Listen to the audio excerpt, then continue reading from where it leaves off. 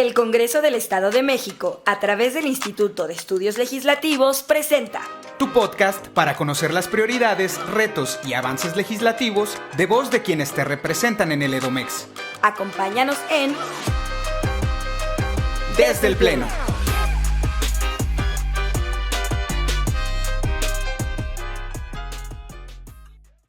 Hola amigos, ¿cómo están? Bienvenidos ya a este 10º episodio del podcast Desde el Pleno, un esfuerzo que el Congreso del Estado de México realiza para acercar el trabajo del Poder Legislativo a los ciudadanos, a la gente interesada, y que, como ya saben ustedes, hacemos en coordinación con la Unidad de Comunicación Social de la Cámara. En esta ocasión me acompaña mi compañera Abril Pérez López para co-conducir este programa, y tendremos también, como ya es costumbre, más adelante la participación de Itzel Arzate Zarco y de Citlali Martínez Ortiz de parte de las Juventudes para platicar con nuestra invitada, la diputada María José Pérez Domínguez, que encabeza el distrito número 33 con cabecera 23, ya le estoy poniendo un X de más, con cabecera en Texcoco. Entonces, bienvenida diputada. Muchas gracias por la invitación. Gracias a usted por acompañarnos. Adelante, Abril. Hola, diputada, qué gusto que esté con nosotros. Antes de entrar de lleno en su trabajo legislativo, pues nos gustaría que nos cuente de usted. Vimos su trayectoria que se desarrolló mucho en el ámbito empresarial. ¿Cómo fue este salto del ámbito empresarial ahora pues a un puesto de cargo público? ¿Cuál fue esa transición? Híjole, fue una situación, la verdad, que salió de mi planeación de vida. Yo nunca me imaginé siquiera estar en el servicio público, muchísimo menos estar en un cargo de elección popular. Jamás fue parte de mi pensamiento. Pero bueno, se dieron las situaciones y las circunstancias, un poquito de contexto. Yo vengo de Texcoco, efectivamente, y hace muchos años, texcocana, de parte siempre me ha gustado participar en la vida pública, me refiero a sí me gusta, no acepto las cosas a rajatabla, yo no soy político, soy ciudadano, entonces siempre he cuestionado mucho uno u otro partido y demás. Nunca he pertenecido a un partido político, pero sí hay circunstancias que te marcan. Y en este contexto, hace muchos años, estamos hablando del 2003, creo. Bueno, en el 97 llega un nuevo partido a Texcoco, que siempre había sido priista, llega el PRD, y había muchas coincidencias. Yo estaba muy jovencita, tenía 12 años, pero me empieza a gustar cómo se hacen las cosas desde esta nueva perspectiva, desde este nuevo planteamiento de cómo se ejerce el poder. Y en el 2003 sucede que estoy en un evento privado y escucho a una persona era candidata a presidente municipal en ese entonces, escucho un pronunciamiento sobre hacer unos cambios que me parecían muy poco probables, ¿sí? En la cabecera, que era quitar todo el comercio informal que hay ahí y, bueno, limpiar, el jardín municipal. Y ese personaje, el doctor Higinio Martínez Miranda, actual senador por el Estado de México, hace este pronunciamiento y como todo, yo ya tenía 18 años, así que todo personaje, toda persona, todo ciudadano, siempre cuestiona eso, es imposible que suceda. Y cuando realmente lo realiza, me quedó a mí muy grabado, porque dije, bueno, es un personaje político como pocos que yo he visto, ¿no? Y se me quedó muy grabado. Entonces, de ahí, la verdad es que siempre apoyé este proyecto. Considero que Texcoco tiene ese proyecto que ha estado, ha dejado para mí mucha huella. Además, ha implementado un sistema que considero que debería ser replicado a nivel estatal y a nivel nacional. Y entonces, cuando a mí me hace la invitación precisamente el senador Higinio, en el 2023, a participar, me dijo, solamente participa en el proceso que viene. La verdad, lo último que pensé fue que realmente yo saldría en algún otro tipo de situación. Yo solamente quise apoyar, porque considero, la verdad me gusta mucho el proyecto que hay allá. Y así fue como fue la situación. Me invitan a participar y eventualmente me dan la noticia de que iba a ser candidata a diputada local y aquí así es como llegué aquí. Me parece además muy buena introducción, porque igual que varios de los invitados, la diputada Pérez Domínguez tiene escasos 41 años y dedicarle aparentemente poco tiempo, pero una gran trayectoria a otras actividades y decidirse por la representación política. ¿Qué cosas que nunca se imaginó que iba a conocer en este ambiente, en estas actividades políticas, le han le han despertado esa inquietud de, sí, me debo de formar más en esto, o esto me gusta, o esto lo quisiera cambiar? Bueno, hay un tema muy importante que acabas de comentar, es cierto, yo siempre soy empresaria, tengo origen empresarial, mis papás han sido empresarios de toda la vida también, 40 años en el negocio, en lo que ellos se dedican. Yo me gradué del TEC de Monterrey y regreso a México, estuve estudiando en Monterrey, regreso a México, a Texcoco, y empiezo a participar en el sector empresarial, y esa es totalmente mi visión, y ahí se aprenden muchas cosas. En el sector empresarial, si tú no eres bueno para algo, te van a quitar. Porque aquí lo que se trata es de eficientar y hacer eficaz en lo que haces. Porque el recurso, como es de uno lo está cuidando, ¿verdad? Claro. Entonces, claro que si tienes puede ser muy buen amigo tuyo, una persona, pero si tu cliente no, digamos, si la persona que tienes contratada no está fungiendo con su labor, no está cumpliendo con su trabajo, no está dando buenos resultados, con toda la pena del mundo, pero necesitas quitarlo. Porque si no va la sobrevivencia de tu empresa y de tus empleados. Entonces es un tema muy ahí controlado, creo yo. Y eso es lo que quisiera que pasara en el servicio público. Y ese es el tema por lo cual yo nunca había pensado que iba a ingresar acá, porque es un tema, yo veo que la tecnología avanza el nivel de vida, el tipo de vida, y se requieren nuevas cosas. Claro. Y a veces eso ha pasado con el servicio público. No hemos profesionalizado a la gente que está en operativos, a la gente que está dentro de los sectores que son vulnerables, y entonces no pueden dar un buen servicio. Entonces, esa es desde mi punto de vista una cosa que deberíamos de cambiar, ¿no? Pedir que sea más eficiente, más eficaz el uso de los recursos públicos. Algunas de las iniciativas que he presentado tienen que ver con ese sector también. Bueno, gracias a ese perfil que ha desarrollado en la iniciativa privada, la formación de estos principios, anteriormente el Estado de México tenía una forma de evaluar el servicio público con ciertas características. Somos un Estado heterogéneo, aquí lo he planteado muchas veces. Tenemos un municipio como Ecatepec, ¿no?, con casi 2 millones de habitantes, y otros municipios que apenas llegan a los 15,000 habitantes, ¿no?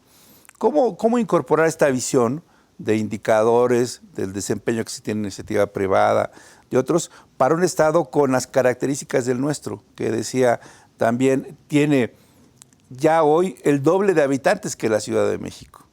Sí, tenemos una gran demanda de servicios, pocos recursos, pocos servidores públicos. Entonces, ¿cómo incorporar esta visión para eficientar en el Poder Legislativo, en el trabajo legislativo? Claro, desde el Poder Legislativo, la verdad es que sí hay cosas por hacer, no tantas como si fueras ejecutivo, son temas diferentes. Una de las iniciativas que he presentado hace algunos meses, creo, fue el tema de la Secretaría del Agua. Nuestra gobernadora, Delfina Gómez Álvarez, estuvo bien, también texcocana, gustó, orgullosa, yo me siento muy orgullosa de mi ciudad natal, de Texcoco, y me encanta hablar de eso, y creo que también parte de la gente que somos de allá somos muy, tendemos a hacer esa mención regularmente. Y bueno, tuvo a bien crear la Secretaría del Agua por una razón, no más duplicidad o sea, que varias secretarías o varias comisiones realicen la misma actividad. En este caso tenemos la CAEM, que hace funciones similares a las que tiene la Comisión Técnica del Agua también. Entonces, lo que se pretende es que ya hace muchos años, cuando se creó la CAEM, en los 90s, me parece, era para dar salida a estos temas del agua. El día de hoy ya son fundamentales y tenemos que elevarlos al rango de una secretaría. Por eso se crea esta secretaría. Ahora lo que se busca es que tanto las funciones de la CAEM como las de la Comisión Técnica del Agua las absorba la Secretaría del Agua como tal, y de ahí ya se puedan tomar decisiones que tengan una transversalidad.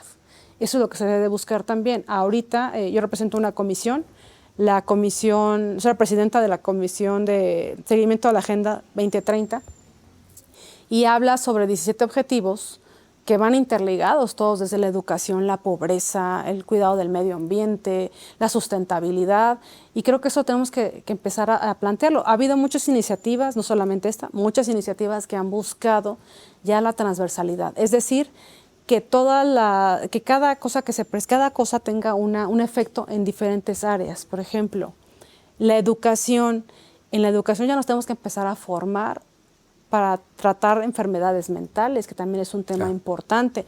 A través de la educación nos tenemos que formar para llevar una vida más sustentable, es decir, no generar basura donde nos tiene que generar, la conciencia del cuidado del agua, que es importantísimo. Podremos vivir sin muchas cosas, pero sin agua no. Entonces es un tema de verdad que fundamental y que viene desde la conciencia. Si queremos realmente, mira, podemos poner millones de servidores públicos a vigilar cada cuestión, pero si no viene desde la población, desde la ciudadanía, esto no se va a poder llegar a ningún fin. Entonces creo yo que tiene mucho que ver esto. Y la legislatura lo que ayuda es a crear un marco normativo que exista ya ahí, como también hubo unas iniciativas muy buenas que presentaron algunos compañeros, una de ellas el tema del desalojo, otra muy importante también el de los montachoques, el de los prestamistas gota a gota. Entonces, es decir, todo este tipo de iniciativas que se presentan y que se aprueban nos permiten tener un marco legal.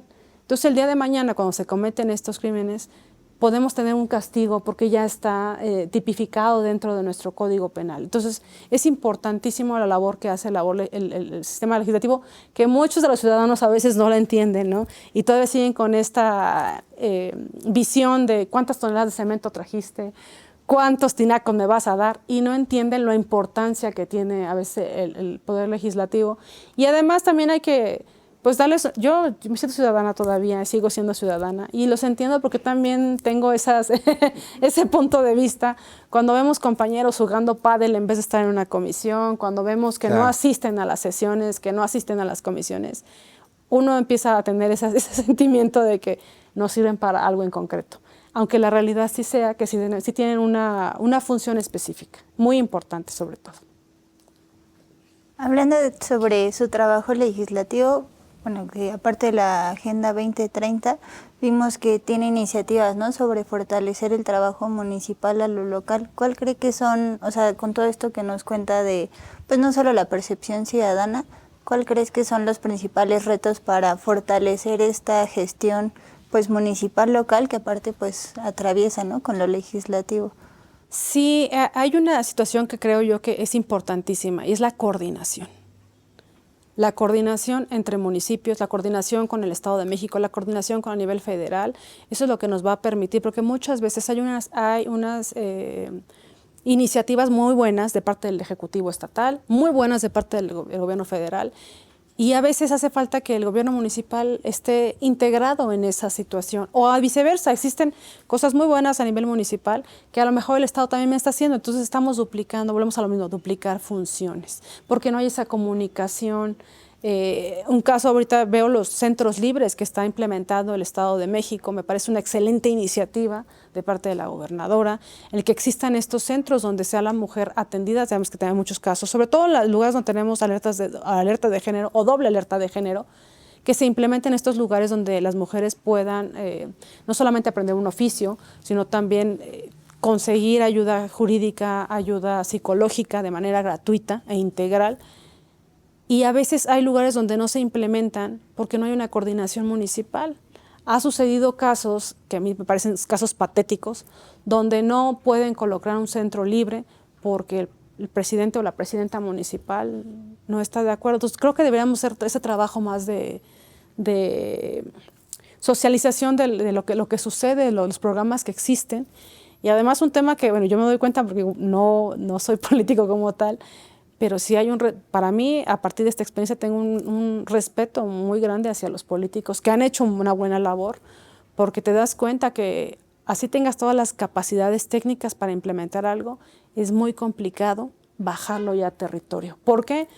Porque convencer a las personas no es nada sencillo, ¿sí? Y convencer a los demás actores políticos, negociar con actores políticos, es complejo, es toda una ciencia. Yo creo que mi máximo respeto a quien ha logrado hacer un efectivo ejercicio de la función pública. Y bueno, y pensando en esta responsabilidad, el trabajo en comisiones, que le toca representar, más o menos están vinculados, ¿no? Temas territoriales, temas de sostenibilidad, el tema de la agenda, y ahora que planteaba el tema de los municipios y la vida municipal y la urgente coordinación, uno no puede dejar de ver que esta simetría que tiene el Estado de México es muy compleja, ¿no? ¿Cómo transmitirle al ciudadano desde esa óptica la importancia que tiene el trabajo de campo, el acercamiento con la gente y que ellos se sientan representados por sus legisladores, ¿no? Ahora, desde la óptica del empresario, de la persona que ha estado metida en otros ambientes, ¿cómo ¿Cómo usted misma recomendaría que debiera hacerse énfasis en este ejercicio de cercanía con la gente? Yo creo que mucho también tiene que ver la información. Dicen que la información es poder cuando uno la analiza y la entiendes, ¿no? Tratas de meterte en qué representa, cómo funciona y para qué está. En el caso yo trato de estar informada de todas las cosas que están pasando en la zona que yo represento, que es Distrito 23, que incluye a Texcoco, Papalotla, Chiautla y Chiconcuac.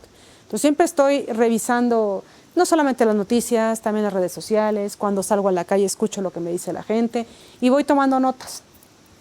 Y entonces cuando un patrón se repite varias veces, cuando voy a una comunidad y me reportan algo, voy a otra comunidad, me reportan lo mismo o algo similar, vas haciendo un compendio de lo que está por ahí, a lo mejor nos está fallando. Claro que aunque sea un muy buen gobierno, tanto estatal, federal o municipal, siempre va a haber cosas que puedes mejorar. Entonces, creo que una parte importante es escuchar. Cuando sale uno, de verdad poner atención en lo que está pasando. Yo salgo de tu casa o de su casa y si detecto un bache, si detecto una lámpara que no está funcionando, digo, no es mi función, pero a lo mejor sí puedo pasar el dato a las autoridades correspondientes para que vean un tema. Un tema ahorita que estuve escuchando mucho fue el tema de la UAM. Ya tenía conocimiento, había asistido a la UAM del campus Texcoco en noviembre, me parece, del año pasado. Fui a dar una conferencia y en la plática que tuve con los directivos y con los estudiantes, la queja era el tema de la infraestructura, que está muy deficiente. Recientemente veo que, bueno, cuando se planteó el presupuesto, yo pedí que se hiciera a lo mejor una adecuación por ahí para solventar este tema, que aunque no sea generado por esta administración, el hecho de que esté presente ya nos toca entonces solucionarlo. Y digo, nos toca porque al final de cuentas nosotros aprobamos el presupuesto, entonces una parte de la responsabilidad de que se haga va a ser nuestra, ¿no? Entonces sí se pidió en ese momento, no fue a lo mejor escuchado, pero ahorita veo hace un mes y cachito, me parece que tomaron las instalaciones nuevamente los alumnos, y yo como su representante, mi labor es llevar a la máxima tribuna del Estado de México la inquietud. Y pues llevé esa inquietud y también comenté lo que ya había dicho nuestra gobernadora y Patricia Zarza, la rectora. De hecho, he pedido una cita con ella también para ver de qué manera podemos nosotros ser un catalizador para que esto suceda. Entonces, creo que eso es importantísimo, el seguir viviendo. Yo sigo viviendo en Texcoco, vengo 1 o 2 veces a la semana a Toluca y cuando vengo me quedo a lo mejor porque son muchos los traslados, el tiempo de traslado es muy largo, pero procuro seguir viviendo allá y seguir saliendo a donde salía para escuchar lo que realmente está pasando. Porque a veces pasa eso, el diputado, en el caso del Oriente, que nos queda lejísimos, Toluca, es cómodo venirse acá, pero olvidamos de dónde somos, claro, y las raíces que tenemos allá. Entonces, si yo no veo a la gente o no vivo allá, ¿cómo voy a poder identificar lo que le está faltando? Bueno, pues vamos a hacer un primer corte para recibir a las chicas que harán uso de la palabra para hablar de las juventudes, a Itzel Arzate y Citlali Martínez, que entrevistarán a la diputada, y luego de este segmento volvemos con ustedes. Hola, mucho gusto. Yo soy Itzel Arzate Zarco. Estoy aquí con la diputada en la sección de Pregúntale a tu diputado, mi compañera. Hola, ¿qué tal? Buenas tardes. Yo también soy estudiante de la licenciatura de Ciencias Políticas y Administración Pública y me llamo Citlali Martínez. Diputada, en todo su trayecto, bueno, en lo que va del trayecto de la legislatura, ¿cuál ha sido su mayor reto y cómo lo ha resuelto? El mayor reto yo creo que ha sido el entender que cuando sale uno a campo, uno es legislativo y no ejecutivo, porque la gente siempre va a pedir soluciones, es lo que busca todo el ser humano, ¿no? Soluciones a los temas primordiales que tienen. Entonces, cuando uno sale y no tienes tú la facultad de resolver temas de manera inmediata, puedes a lo mejor solicitarle a un tercero, en este caso, una gestión, puedes apoyarte de los presidentes municipales, hacer gestión directamente con los secretarios, pero no está en tu haber hacer una acción inmediata, vaya, o no depende de ti la acción inmediata en ninguno de los sectores. Entonces es complicado, ¿ves? Entender, más porque tengo formación empresarial, yo soy fui dueña de varias empresas, representante legal de varias empresas, y en mí estaba siempre poder tomar una decisión y ejecutarla. Y entonces ahorita yo creo que para mí de dónde vengo y por lo que yo realizaba, es complicado entender hasta dónde puedo llegar sin sobrepasar las facultades de las que estoy dotada. Ok, compañera. Bueno, diputada, pues revisando un poco acerca de su trabajo legislativo, ¿no? Podemos observar una agenda pues bastante amplia desde temas como desarrollo sostenible, la gestión del agua, un fortalecimiento municipal y la igualdad de género, ¿no? Desde su experiencia en el Congreso, ¿cómo se definen las prioridades legislativas para que ciertos temas logren avanzar en la agenda pública, mientras que otros suelen quedar rezagados? Claro. Mira, ese es el sentido, bueno, el factor de ser, cuando tú eres el partido en gobierno, a veces es complicado, creo que es más complicado, al parecer por lo que he escuchado, ser partido en el gobierno que ser oposición. ¿Por qué? Porque, como tú bien lo dices, son infinidad de temas que deben de tener preponderancia, ¿no? Que deben tener la importancia, y a lo mejor esos temas, a pesar de que van a ayudar mucho a la ciudadanía, no están dentro de lo mediático, no son los temas de los que todo el mundo va a estar hablando. Entonces, llegar a ese tema, llegar a esa concordancia entre lo que necesitas hacer porque es urgente, aunque no sea tan llamativo, ¿no? Y los temas que son más mediáticos, que son más relucientes, pero que en la realidad no van a permitir que, digamos, desahogue los temas urgentes. Llegar a ese punto de acuerdo ha sido complicado para todos. Sobre todo, digo, estamos recién estrenando una gobernadora de nuestro mismo partido. Creo que todos estamos todavía muy neófitos en cómo se debe hacer las cosas. Pero lo que sí creo es que ha habido apertura para la crítica, que eso yo creo que es sano. En cualquier lugar es sano siempre poder tener la oportunidad de expresar las ideas cuando no concuerdas. Es muy padre y muy fácil hablar cuando todos estamos de acuerdo en lo mismo, ¿no? Cuando todos consideramos y queremos lo mismo, pero la libertad de pensamiento de todo el ser humano es imposible que todos pensemos de la misma manera, y por lo mismo para un solo problema puedes encontrar muchísimas soluciones.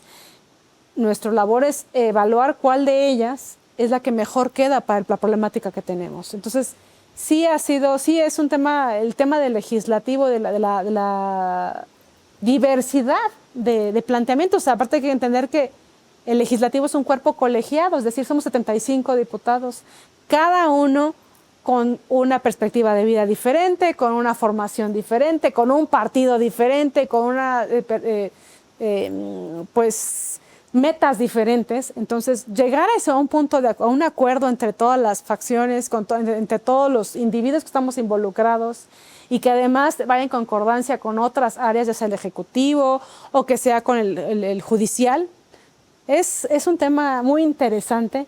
Creo que como experiencia es entender realmente por qué a veces en la política es complicado que lleguen a suceder las cosas, ¿no? Si usted tuviera la varita mágica, la posibilidad, la magia de solucionar el tema de la crisis hídrica en el Estado, ¿qué soluciones daría? ¿Por dónde empezaría?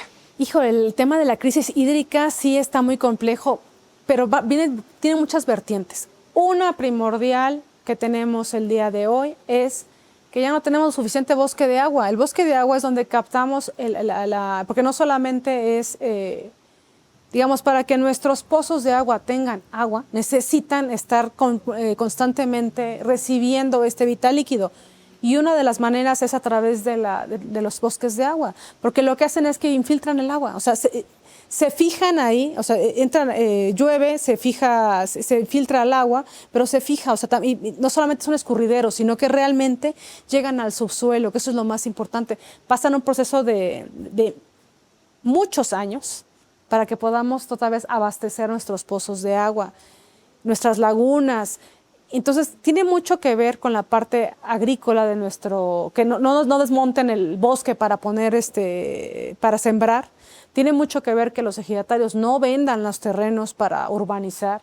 Tiene mucho que ver la parte de la contaminación, ¿no? El que yo entiendo que a veces somos muchos seres humanos, comentaban hace rato, que crecimos en 30 años lo doble. Ahorita somos 17.800.000 habitantes aquí en En el Estado de México, tan solo el oriente, que yo, parte de donde yo vengo, el oriente del Estado de México tiene aproximadamente 10 millones de habitantes, más que la Ciudad de México por sí sola. Entonces estamos hablando de una densidad poblacional tremenda y no hay recurso hídrico que alcance para tanta población. Entonces, ¿a qué nos tenemos que abocar ahorita? En el tratamiento de agua residual, no solamente a través de plantas, a través de humedales. Es importante eso. Entonces debemos destinar una parte del recurso importante a eso. Otra parte del tema del recurso hídrico es, como decía yo hace rato, la contaminación. Es vigilar y endurecer a lo mejor las penas para quien contamine el agua. La captación de agua de lluvia es importantísima. Ya ahorita en muchos centros escolares se tiene planteado ya la captación de agua para uso y consumo humano. Y entre esos temas que son que serían ya de urgencia inmediata, también es y un tema que ya se está haciendo, la operación caudal, que es revisar las concesiones del agua. Que efectivamente hace muchos años tenían a lo mejor zonas donde eran altamente agrícolas y tenían pozos de agua. Eventualmente muchos lugares fraccionaron, vendieron, ya no son zonas agrícolas y siguen teniendo pozos de agua. Y claro que como ya no alimentan a cosechas, lo que hacen es vender las pipas. Entonces ahorita cuando llegó la operación caudal y se ha estado revisando concesión por concesión que cumpla con la normativa, que en efecto esté en uso esa concesión, que en efecto no se esté vendiendo el vital líquido, es como vamos a empezar a lograr un reacomodo y un reajuste de estas cantidades de agua que se utilizaban de manera, pues, inadecuada, que se llevaban a otros lugares y que no eran aprovechadas por la población. Entonces creo que eso sería un primer acercamiento para poder ya controlar la crisis del agua. Sí. Bueno, representando al Distrito 23 de Texcoco, ¿qué mecanismos considera más efectivos para mantener una comunicación real entre representantes y ciudadanía, de modo que las necesidades locales se reflejen verdaderamente en el trabajo legislativo? Claro, lo comentábamos hace rato que el tema es creo yo que una cosa importantísima es estar presente en el territorio, y no solamente viendo a la gente, también es escuchando lo que está pasando. Muchas veces, mira, lo que sucede cuando vamos a ciertas comunidades es que aún se sigue viendo como, la diputada, el diputado, o el presidente o la presidenta, y mucha gente no te va a decir lo que realmente está pasando. Entonces, ¿cómo es lo que me doy cuenta? Cuando salgo a las calles y escucho, cuando piensa la gente que no lo estamos escuchando, ¿no? El ciudadano, yo creo que, la verdad me ha tocado una muy buena experiencia, estoy muy orgullosa de los ciudadanos del Distrito 23, porque son mucha gente de trabajo, mucha gente muy esforzada, mucha gente que de verdad muy echada para adelante y no está pensando y que son educados, con mucha educación, que no son groseros, no son pero eso a lo mejor impide que podamos escuchar lo que realmente están pensando. Entonces, a mí me gusta pasearme por las calles cuando cree que nadie me ve y escuchar lo que están pensando, ¿no? Cuando ven que una vialidad está cerrada y se quejan amargamente, cuando ven que un parquímetro no funciona y se quejan. Eso es cuando te das cuenta realmente qué está pasando. Cuando se quejan porque no hay agua o porque la luz o porque cualquier tipo de queja, es bueno escucharla de ese punto de vista porque te da una perspectiva de lo que realmente está pasando en el lugar de donde tú eres, ¿no? Volvemos a lo mismo, cuando escucho la misma queja en diferentes lugares, sé que es un punto de importante atención que ya hay que tomarlo en cuenta ya, ¿no? El tema del agua que fue uno de los temas que ahí capté en el aire, que es lo que estaba pasando. Y como ese hay varios que pueden ser solventados, creo yo, mediante una correcta comunicación. Implementar canales de comunicación es complejo. Yo tengo oficina de atención ciudadana allá en el Distrito 23 y a pesar de que me he cansado de repetir dónde está, mucha gente todavía me pregunta, ¿tiene oficina en Texcoco? Entonces, a veces y tengo redes sociales y demás, salgo a la calle, tengo eventos a los que participo y aún así la gente no se entera. En las mismas publicaciones a veces uno pone todos los datos completos y te preguntan por situación. Entonces, creo que yo hasta ahorita no he encontrado un mecanismo efectivo para que la ciudadanía se sienta lo suficientemente en contacto y en confianza para decirte lo que sucede. Pero considero yo que incluso con la gente con la que trabajamos es bueno escuchar, ¿no? ¿Tú qué has escuchado? ¿Tú qué has visto? Cuando yo me salgo a cortar el pelo, cuando voy a la tienda, yo voy y pregunto y me fijo qué dicen las demás personas. Y ese considero yo que es un buen inicio de partida, ¿verdad? Que nunca va a ser suficiente porque quisiéramos tener ojos en todos lados. Sí. Con esta comunicación que ha tenido, ¿ha podido identificar, más allá de que ya nos comentó sobre el problema de la universidad, otros problemas de su distrito o en general del estado que vayan más allá de las comisiones que ahorita usted puede presentar iniciativas? Bueno, puede presentar iniciativas sobre todo, pero sobre las cuales usted puede tener injerencia. ¿Alguna otra más que haya descubierto, no sé, primeras infancias? Mira, hay muchos temas importantes que valdría la pena destacar en el Estado de México. Uno, la seguridad. Creo yo que es un tema fundamental. Sé que ha habido muchos avances, pero pues siempre vamos a terminar quedando de ver porque hay mucho atraso en la seguridad también, ¿no? Es un tema importantísimo. La movilidad, el oriente del Estado de México, la verdad hemos padecido por muchos años horas y horas y horas de traslado todos los días. Para mucha gente, hay gente de Chalco que va a la Ciudad de México hace 3 horas. En mi caso, para venir a Toluca hago 3 horas, 3 horas y media. Entonces, el problema de la movilidad en el oriente del Estado de México, en esta parte, en la zona de Toluca, tienen ahorita la gran fortuna de tener el Insurgente, que le está ayudando mucho para los traslados diarios a la gente que va a la Ciudad de México.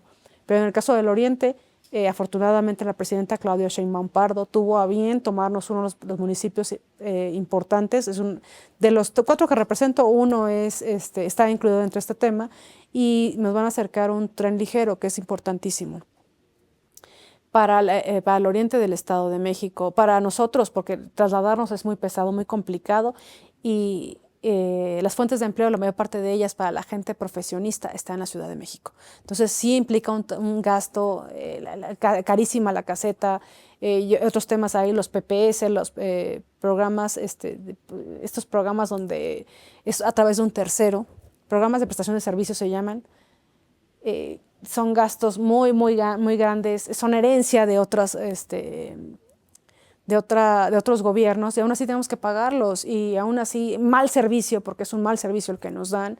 El caso de ellos es el Centro Cultural Mexiquense de Oriente que tenemos allá en Texcoco, muy mal servicio y no tenemos no ha habido esa concordancia de encontrar cómo hacer que funcione de una mejor manera. En ese caso también están varias autopistas. O sea, es un tema que rebasa más allá de lo que puede ver un legislador, pero son temas que podrían ser importantes. El tema de las casetas, hay casetas allá en Atizapán, en Nicolás Romero, que es un trajín, o sea, no se puede pasar durante ciertas horas, no habilitan más espacios para que pueda circular la gente.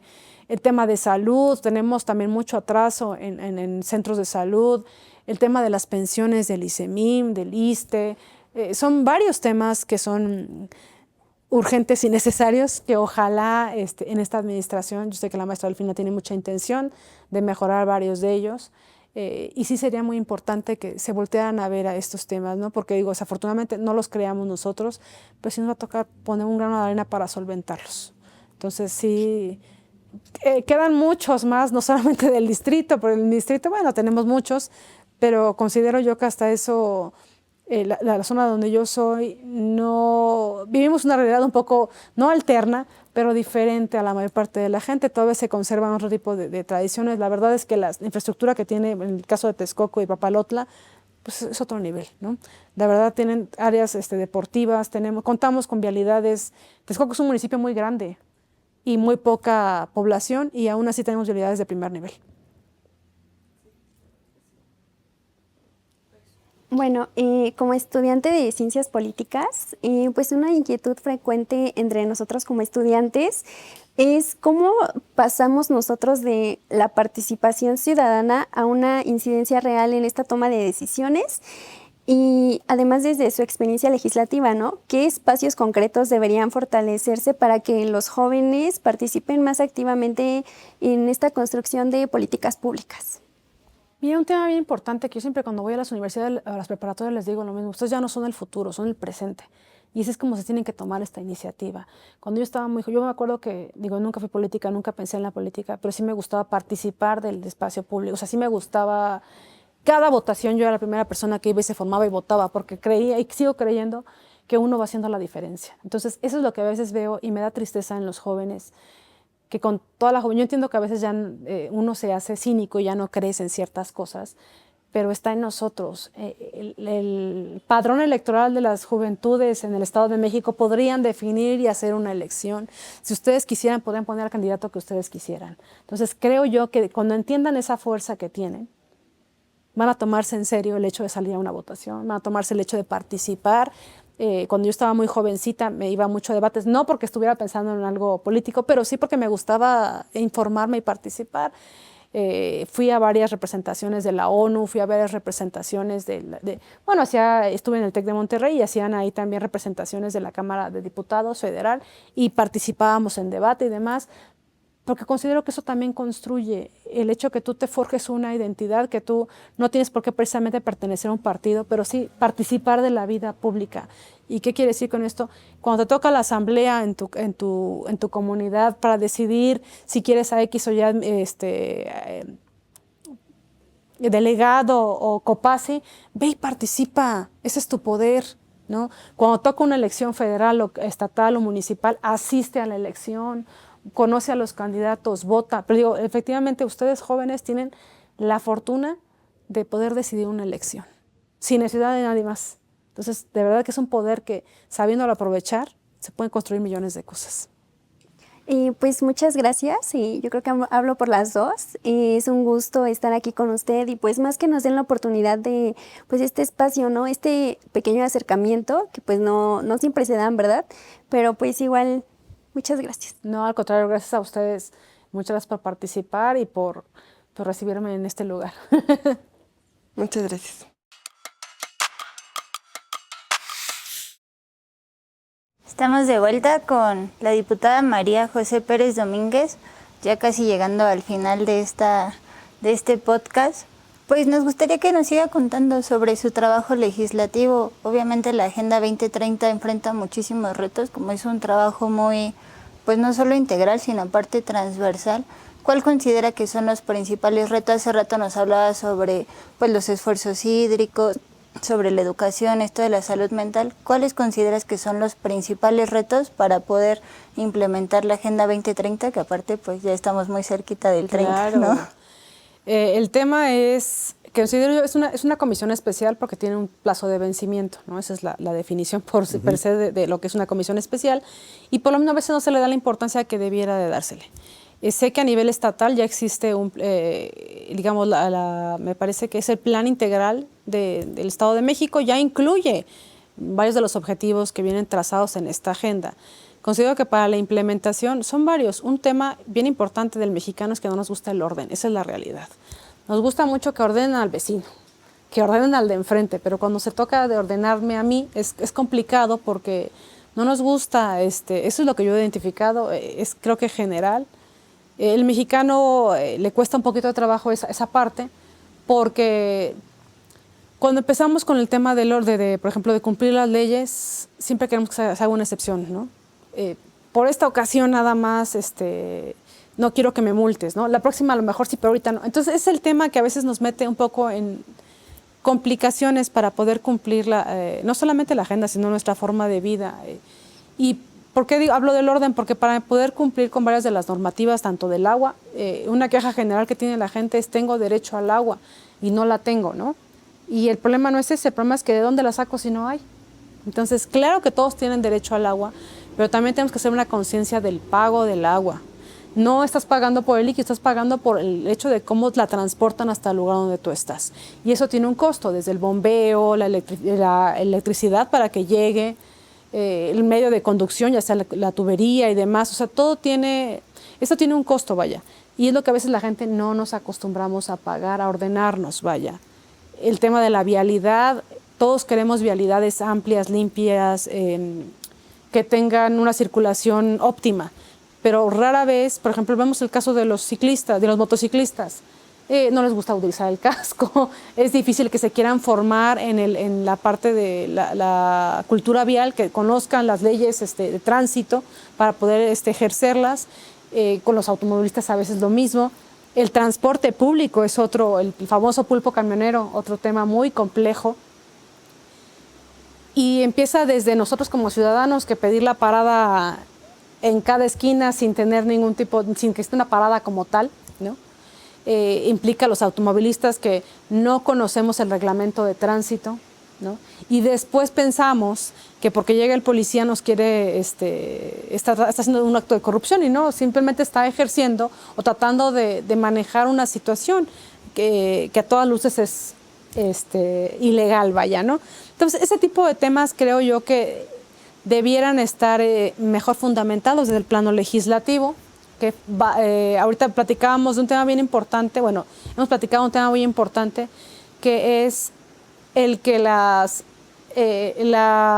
carga que tienen los presidentes municipales o presidentas municipales, que en el momento en que están ejerciendo el poder, a veces no tienen esta posibilidad de entender que tienen que hacer un uso eficiente de los recursos, ¿no? Y entonces hacen una malversación de los recursos, termina su periodo. Afortunadamente ya existe ahorita el OSFEM, que es quien los regula, quien está al pendiente de que cumplan, las auditorías que cumplan con los planes y que esté justificado el recurso que ellos gastan. Pero en otros sectores, como los pagos que tenemos con el CFE, por ejemplo, la Comisión Federal de Electricidad, tan solo hablar de que el Estado de México representa el 50% de los adeudos a nivel nacional es un tema de que hay una falta de coordinación entre el municipio y el Estado, y que debe ya de componerse. Y además el problema no es ese. El problema es que a la larga no importa quién lo hizo, sino quién lo paga. Porque un presidente, digamos, en X o Y municipio, que no paga a la Comisión Federal de Electricidad durante los 3 años que está, se puede ir sin problemas. Y entonces cuando llegue el adeudo, pues no le llega a él, le llega al nuevo presidente o presidenta municipal. Entonces es un círculo vicioso en el cual no podemos terminar y desgastamos tanto a la Comisión Federal de Electricidad, que es una paraestatal, una de las más importantes que tenemos a nivel nacional, y además no podemos brindar un servicio de calidad a la gente, porque recordamos que la comisión, pues tenemos que hay temas del alumbrado público que implican seguridad para los municipios. Tenemos temas también propios del agua, con los pozos de agua que también utilizan energía eléctrica para que las bombas funcionen. Tenemos temas de educación, donde también las escuelas no cubren no está cubriendo el ayuntamiento el costo de las escuelas, de la electrificación, de la electricidad. ¿Y cómo vas a dejar de dar clases, ¿no? O hospitales. Entonces, esos temas que a lo mejor no hay esa carga, no hemos todavía legislado para que esa carga que generan ellos a la Comisión Federal de Electricidad, si tuvieran el mejor presidente en turno la carga fiscal, o sea, tuviera el que pagar, a lo mejor lo pensaría 2 veces antes de no hacerlo, ¿verdad? Que sucede igual con el agua, ¿no? Exactamente, es lo mismo que pasa con el agua. ¿No? Yo entiendo que son muchos gastos los que tiene que hacer un ayuntamiento, y sí, efectivamente son los que atienden el 85% de todos los casos que llegan, porque cuando algo te pasa, ¿quién vas a ver? A tu presidente municipal. Pero también el tema es que no existan gastos onerosos en cosas que no son, hay que diferenciar lo urgente de lo importante, ¿no? Entonces, ese es el tema que a lo mejor hace falta ahí afinar la pluma e implementar sanciones más severas y de mejor, o sea, que no exista ese resquicio legal por el que se liberen ellos de esta responsabilidad que asumen cuando pues empiezan en el cargo, ¿no? Qué interesante, porque ya para ir finalizando, nos hubiera gustado tener más tiempo para profundizar en algunos temas, pero de manera particular, digamos que hoy en día, a Morena como el partido en el poder, tiene que transitar entre una vocación que tuvo por un periodo largo de opositor a un partido gobernante. Y el partido gobernante tiene otro tipo de responsabilidades.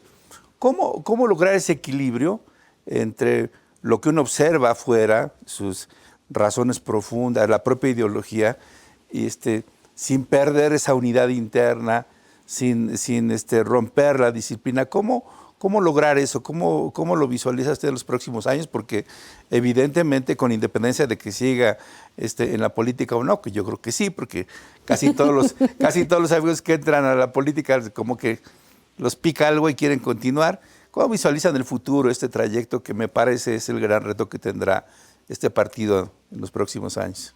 Yo creo en algo fundamental que he visto. Curioso el caso, porque regularmente ves algo a nivel federal y lo datan después el estatal y pues posteriormente el municipal. Yo lo he visto al revés.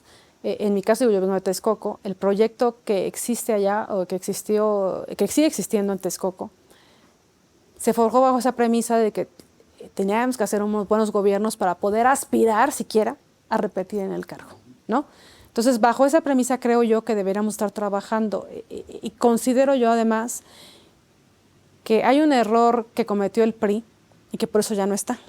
Entonces yo creo que si pretende Morena, o pretendemos como Morena seguir en el cargo, debemos de entender que la lealtad no es hacia un personaje en específico, sino es hacia un proyecto, ¿sí? Y el proyecto tiene que ver con la gente, porque eso es lo que vendimos, ¿no?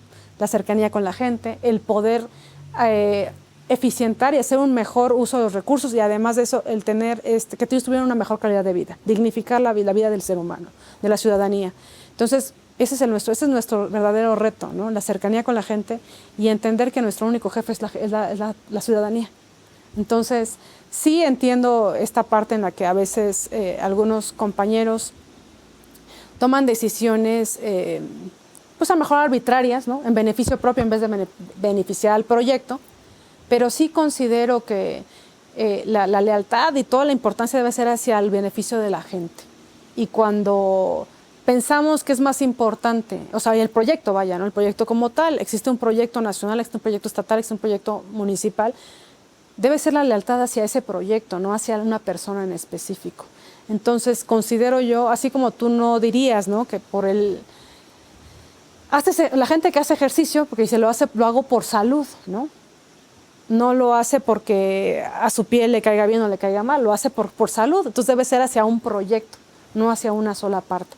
Y yo creo que parte de estar en un proyecto es entender que somos falibles, que nos vamos a equivocar, porque esa es la naturaleza humana. No tiene nada de malo equivocarse, es parte del aprendizaje, es parte de mejorar la experiencia del ser humano, el equivocarse, pero hay que aprender de los errores, ¿no? No estamos exentos como proyecto ni como Morena de tener personajes de dudosa procedencia, no estamos exentos de tener personajes corruptos, no estamos exentos de ningún tipo de situación, pero que sí existe un castigo a quien hace las cosas de manera negativa o de manera no propia para un proyecto. Y eso es lo que debe de imperar, ¿no? Esa conciencia de que debemos de hacer un mejor gobierno, que debemos de hacer un mejor partido, que debemos de hacer... Y esa es la razón por la que el PRI no está. Entonces, yo creo que el error más grande que puede cometer Morena es pretender que exista una disciplina como la existió en el PRI, porque por algo el PRI ya no existe. Claro. Pues para finalizar, vale la pena recordar un viejo pasaje de la historia. Previo a la Revolución Francesa, un personaje que escribió un libro que se llamaba ¿Qué es el tercer estado? Se preguntaba, el tercer estado estaba compuesto por el pueblo típicamente, y decía, ¿no? ¿Qué es el tercer estado? ¿Qué quiere ser? Y decía él mismo, se contestaba, no es nada. ¿Qué quiere ser? Quiere representar algo. Y fue la manera en cómo llegó la representación popular a la soberanía, porque en ese entonces, digamos que el primer estamento era la monarquía, el segundo estamento era la iglesia y el tercero era el pueblo, pero el pueblo estaba representado apenas por el 20% del total. Y digamos que hoy es un bonito colofón regresar a los orígenes de la representación popular. El diputado no solamente hace leyes, el diputado tiene muchas cosas que representar y entre otras hoy nos lo ha dejado muy en claro nuestra invitada, así es de que los invitamos a seguir el canal del Congreso por YouTube y adicionalmente a asistir a las redes del propio Congreso que están a sus órdenes, tanto congreso.gov como el caso del INESLE que tiene su propio espacio, para que nos sigan y puedan ahí hacer sus comentarios. Hasta pronto. Esto fue Desde el Pleno. Mantente al tanto de los próximos episodios y síguenos en redes sociales.